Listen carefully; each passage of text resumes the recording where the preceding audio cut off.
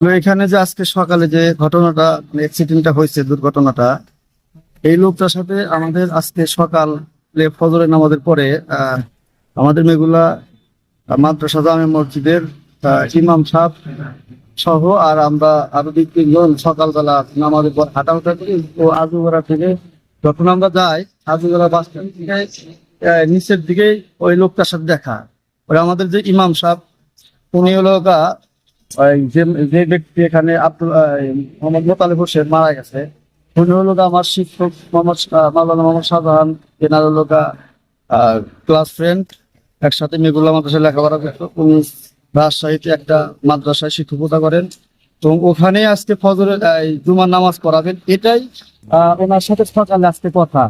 ঠিক তার মৃত্যুর হয়তো 30 মিনিট পূর্বে তার মধ্যে যখন আমরা ওখানে আজুগড়া বাস স্ট্যান্ডে একটা দোকানে অবস্থান করতেছি, এর মধ্যে একটা ফোন আসলো যে আমরা শুনতে পাই যে এখানে একটা দুর্ঘটনা ঘটছে। অত্যাধুনিক যন্ত্রপাতি ও আধুনিক চিকিৎসা সেবা নিয়ে পপুলার ডেন্টাল কেয়ার এখন আপনার শহর বেলকুচির মুকুন্দগাতিতে। আমাদের ঠিকানা মুকুন্দগাতি বাজার, গার্লস স্কুলের সামনে, তালুকদার মার্কেটের 2য় তলা, বেলকুচি, সিরাজগঞ্জ। এগুলো বাস স্ট্যান্ডের ওখানে পরে বাইদা ভাই শুনতে পাই যে যেই ব্যক্তি মারা গেছে ওই ব্যক্তির সাথে 30 মিনিট পূর্বে আমাদের আজুগড়া বাস স্ট্যান্ডে কথা হয়েছে।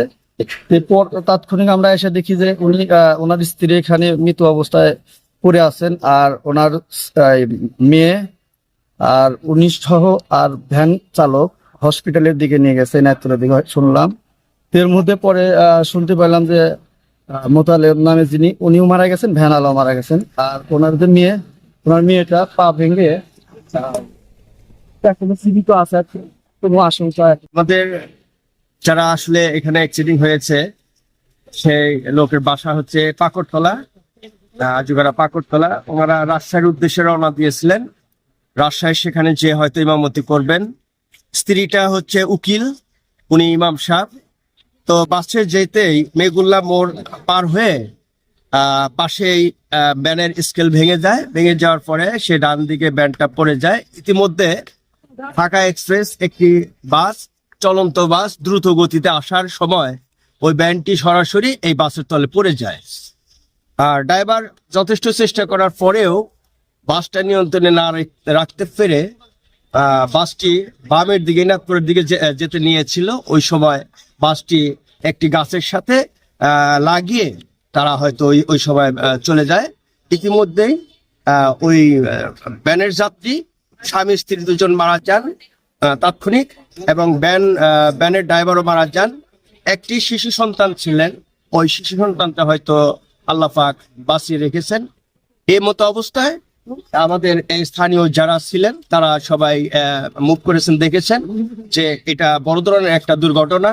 এই দুর্ঘটনা এড়ানোর জন্য আমরা আসলে এখানে ফায়ার সার্ভিস, পাশাপাশি সাংবাদিক বা অন্যান্য যারা কর্মকর্তা, পুলিশ সহ আসেন, তারা হয়তো নিয়ন্ত্রণে রাখার জন্য বা এটা খতিয়ে দেখার জন্য চেষ্টা করছে। মেঘুল্লা বাস স্ট্যান্ডের উত্তর পাশে ওই পাকড়তলার 3 যাত্রী একটু ভ্যানে করে রাজশাহীর উদ্দেশ্যে রওনা দিছিল বাড়ির থেকে।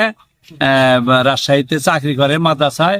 ওই যে মারা গেছে উনি, তার ওয়াইফ, তার মেয়ে মেঘুল্লা বাস স্ট্যান্ডের উত্তর পাশে এসে ওই ভ্যান গাড়িটার এক্সেল ভাঙ্গা যায়, রাস্তার মধ্যে গাড়িটা পড়ে যায়। আর উত্তর দিকে থেকে ঢাকাগামী বাস ওই বেতিল বা ইনাদপুরের উদ্দেশ্যে গেছে। ইনাদপুর থেকে যাত্রী তুলে ঢাকা চলে যাব। ওই গাড়িটা বাসটা ব্রেক করছিল, কিন্তু ব্রেক কইরাও ব্রেক কন্ট্রোল করতে পারে না। গাড়ির এক্সেল ভাঙ্গা পড়ে গেছে। এক্সেলের পর অবস্থায় ব্রেক করছিল, ব্রেক কন্ট্রোল করতে না পাইরা সাথে ওইভাবেই সামনে একবারে পিছিয়ে দিয়া ওই দুইটো যাত্রী, 2জন স্বামী স্ত্রী যাত্রী আর ভ্যান চালক ঘটনাস্থলে মারা যায়। আর যে মেয়েডো ছিল, মেয়েডো তখন গুরুতর।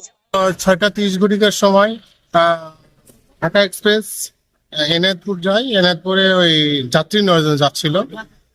এই মেঘগুলো আসার পরে, এখানে ঘটনাস্থলে আসার পরে অপর দিক থেকে আপনার একটা ভ্যানে 3 জন যাত্রী, স্বামী স্ত্রী এবং তার কন্যা সহ রাজশাহী যাওয়ার জন্য রওনা করছে।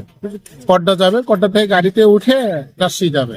এখানে আসার পরে তা ওই ভ্যানের এক্সেলটা ভেঙে যায়। ভেঙে যাওয়ার পরে গাড়িটা ডান দিকে সাইড হয়ে ডান পাশে চলে আসে। অপর সাইডে ঢাকা স্পেস খুব জোরে ছিল, সে কন্ট্রোল করতে পারেনি।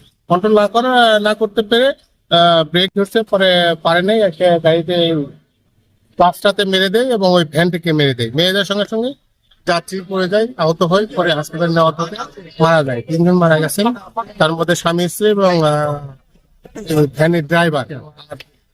তার একটা মেয়ে আছে, মেয়েটা অসুস্থ, এনায়তপুর হাসপাতালে চিকিৎসাধীন আছে। আমরা ঘটনা শুনে সঙ্গে সঙ্গে ঘটনাস্থলে চলে আসছি। সঙ্গে পড়ছো আমার অফিসার ইনচার্জ সাহেব আসছেন। আসার পরে আমরা পরিস্থিতি নিয়ন্ত্রণে নিয়েছি, কোনো সমস্যা নাই, যাতে কোনো বিশৃঙ্খলা না হয় সেই জন্য আমরা ফোর্স মোতায়েন আছে।